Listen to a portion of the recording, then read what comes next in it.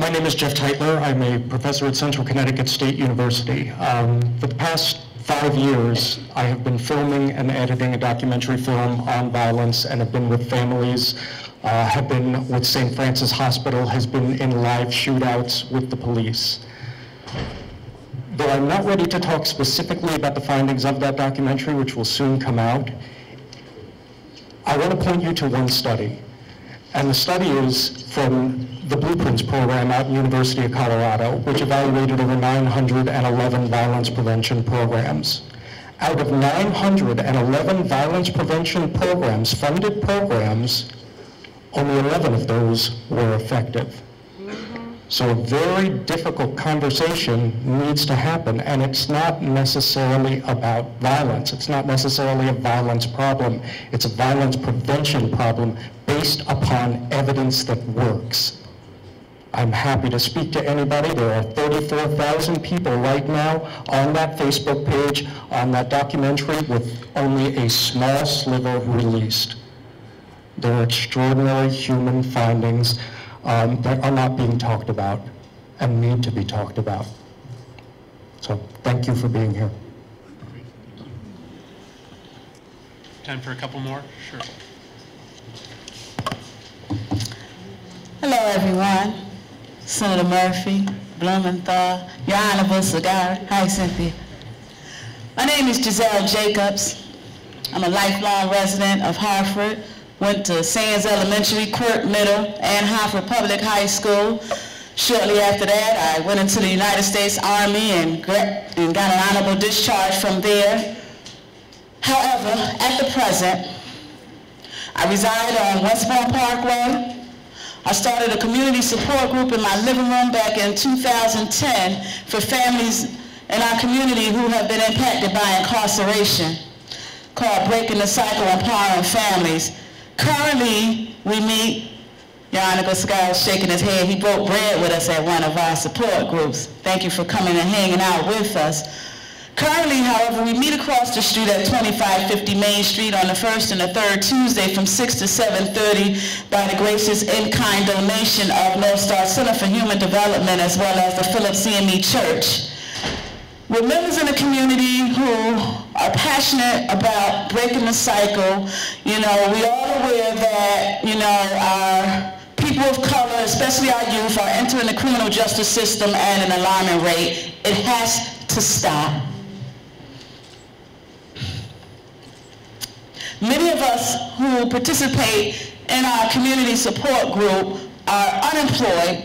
We continue to watch individuals who are not from our community come into our community, work hard, whether it be on construction. I too am a graduate of the North Star Center for Human Development. I'm one of only so far, to my knowledge, who have gotten their lead license through that program, and I am unable to find work. I have worked in the administrative field since age 16, went through Pratt & Whitney, office skills training. I am unable to find work, and I'm not a convicted felon. So I'm not understanding what the problem is. You know, and we do have convicted felons who are part of our community support group who are also qualified, capable of doing the same work that we are seeing being done in our community day after day and can't find work. And we wonder why our kids turn around and do what they need to do because they want some of the things that, you know, that they deserve to have. I have an 8-year-old son who is at Achievement First Academy, as well as a 20-year-old son who's in his 3rd year at UConn Stores, despite the fact that his father has been incarcerated the majority of his life. He's doing well, so there is hope. There is hope, and that's what we're here to do, and that's what we're doing, like I said, on a bi-monthly basis across the street, sharing with the community that there is hope. We have hope for our community as well as ourselves, and we're here to spread the word. But one thing that I am finding to be an issue in our community, that is the collaboration. Nobody wants to talk to each other. No one wants to work with everyone, with each other. It's as if folks are afraid they're going to lose whatever funding they're getting. We're not getting any funding. Well, you know, they give us a little something from CCSU. But it's not about the money. It's about the lives that are being lost every day in our community. So if you can go to Washington and insist that some laws and policies be changed to redivert our children from the criminal justice system, because once they get up in there, they seem like they're in there for life. So if we can redirect that, if we can get some of these parents in the communities working, I'm sure that'll solve some of our problems. Thank you. My name is Victoria Christgow. I'm the founder and executive director of the Connecticut Center for Nonviolence. And we are working right here in the city of Hartford. We're housed at the School of Social Work in UConn, University of Connecticut School of Social Work. We echo everything that has been said here without a question of a doubt. Our mental health issues are of grave concern. The endless amount of violence in our inner cities is unconscionable. This deplorable condition that has happened and magnified by Newtown catastrophe is also so relevant. So I appreciate everything that everyone has said. I just want to say we are here. We are working in Weaver High School. We're 350 students. Every student in the Culinary Arts Academy is going to have Kingian, nonviolence, conflict reconciliation training. This is based on the methodology and philosophy of Dr. Martin Luther King Jr. We're affiliated with Emory University in Atlanta. Also, I want to say that we're going to be operating at Burns School, Burns Latino Academy, and we also have other projects ongoing, including the 6 principles of nonviolence. There are murals. We're painting murals of each of the principles of the nonviolence, and the next one is going to be inaugurated on January 19th at Weaver High School, which Weaver is going to be our flagship school for teaching nonviolence. So I just want to say it is holistic. We can't possibly solve this problem one without the other. We have to work hand in hand, and prevention is where we stand. So please, as we've heard from Mothers United Against Violence, who are also supportive of, call us to the table. We're here to communicate. Thank you. Hello, my name is Janice. I'm the CEO of the Voices of Women of Color.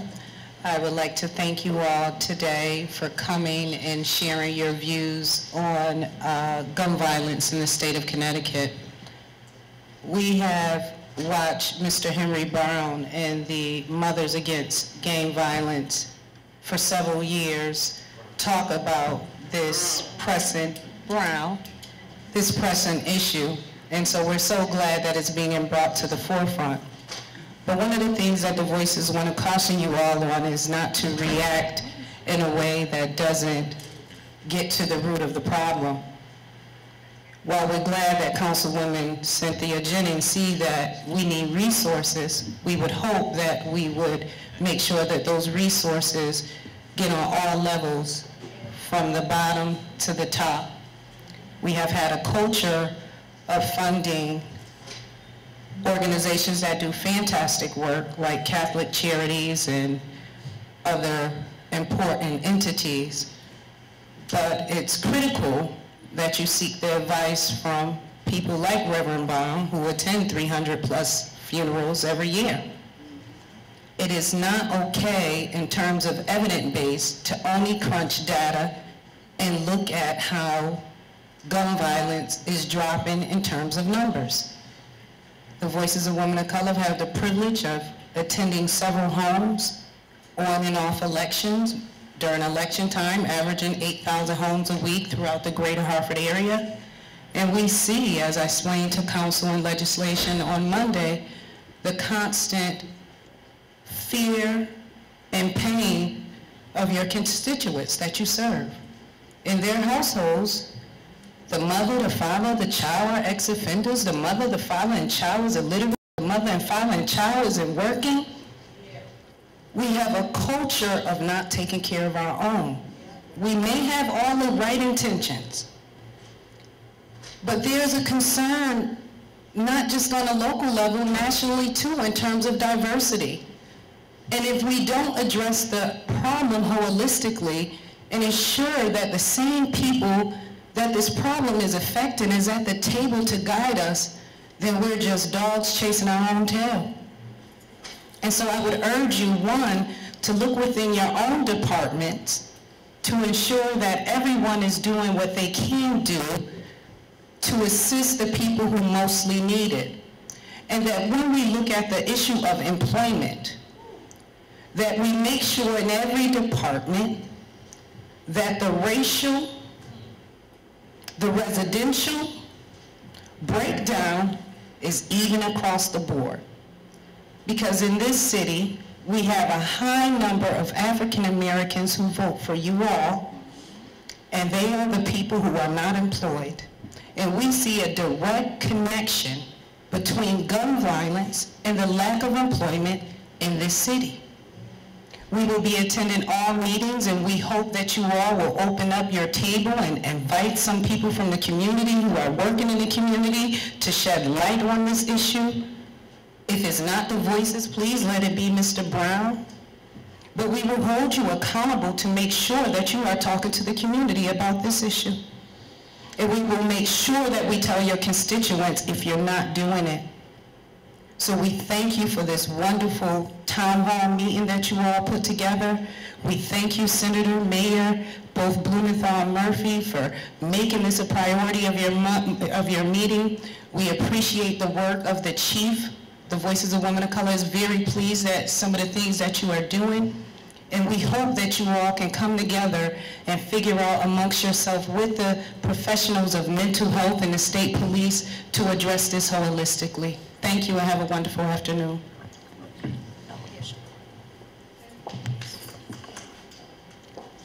Good afternoon, everyone.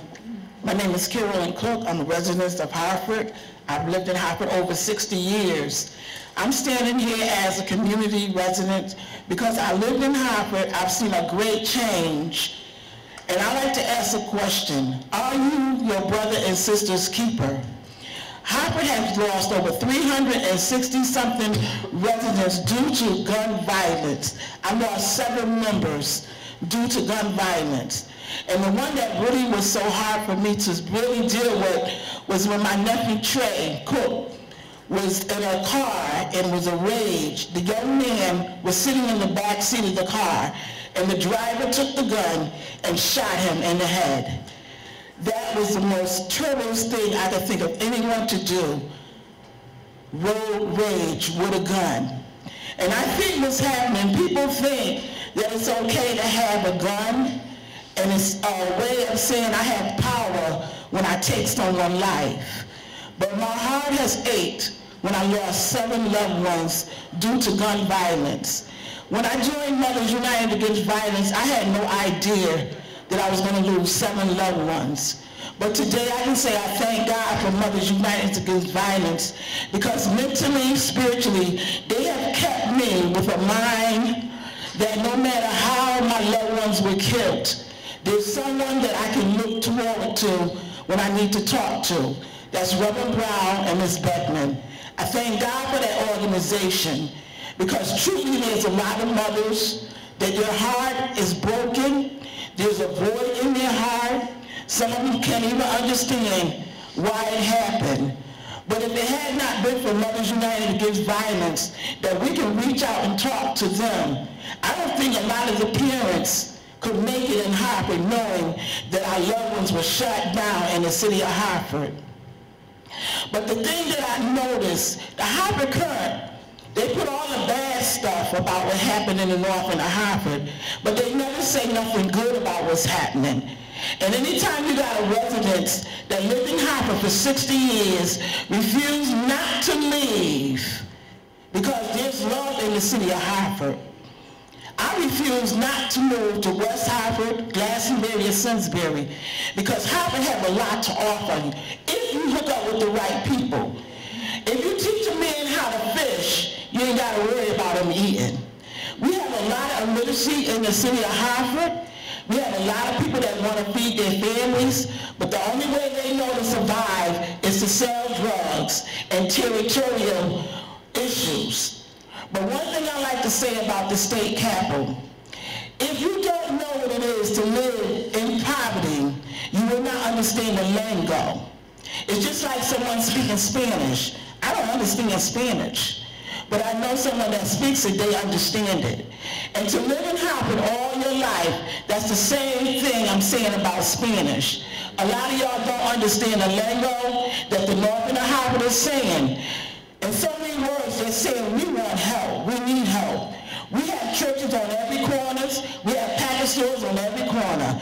But when you look down soldier that's on the field, that's Reverend Henry Brown. There was a young man that was shot down on the corner of Capon and Garden Street, got his head blown off with a shotgun. Reverend Brown went to the scene to see it. He's seen 367 killings, and he goes to every hospital to see the sites. I'm telling you, if you don't know the lingo, you don't understand the sign. Y'all need to come out sometime and walk the streets with Reverend Brown and get acquainted with the community. It shouldn't be only the police department, but it should be the state capitol too. We're not just going to the streets because we don't have anything else better to do. We're going because it's a SOS. We need help, and we need it now. It's 2013. How many more lives do we have to lose before the sign is up? Help us. I'm sorry about Cindy Hook. I know how it feels to lose loved ones, and it's sad that all them children had to die for nothing. But my thing is, as a mother, I would not have a gun in my house if I knew I had a child that had mental health issues. Why do I need a gun? For what? Her focus should have been on getting communication with that son who had a problem. She knew he had a mental health issue. She knew that every mother knows their child. But to have that type of omission in her house, I find that was a problem. And that's the problem with a lot of parents. They want to put stuff under the rug because they don't want the community to know that they got issues in their home. But I believe if she had been in Hartford and hooked up with some of us mothers, we probably could have helped her with that issue with her son. And that's what it's about. Am I my brother and my sister's keeper? It's time out for us trying to play like with Dr. Eisen, we crossed the T and we have arrived. We have not arrived. We are part of the problem, but you know what? If we put prayer back in school, I believe that the answer to this problem will be solved. Because I can say, in order for me to be in Harvard for 60 years, I was under prayer in the school. Harvard High, Bragg Northeast, and Middle Ashland. We had prayer in our school. And you know what? I can say today, I thank God, I've never been incarcerated. I've never been on drugs, and I've been in the city of Hartford for 60 years, and I refuse to leave. This is my classmate right here. We grew up right here in the north end of Hartford, and you know what? We are good products in the city of Hartford, and I don't look no other way than anybody else that live in America. I am a law-abiding citizen, and I learned something in Hartford, that you can love people in spite of the indifference that other people might not even understand why we still love them. God bless you, and I hope 2013 be a better year for the United States, because we always say, God bless America. What has happened to God bless America? God is still blessing America. Well said, and I couldn't think of a better way to end this. Listen, this is just the beginning of a very long dialogue. We got a moment in time here. We're going to capture it to do something important. You all have filled our minds, but also our hearts with some inspiration to get this thing done. So let's go do it. Thank you, everybody. I would just join in thanking everyone, our panel members. I know how busy you are, the mayor, our state police, Hartford Police, as well as our elected officials, but most important, the folks from the community who came to spend your time with us, and keep in touch. Let us know what you're thinking. Give us your reaction to what you're hearing and seeing. And come visit it. Come visit in Washington. We need friendly faces. Thank you, everyone.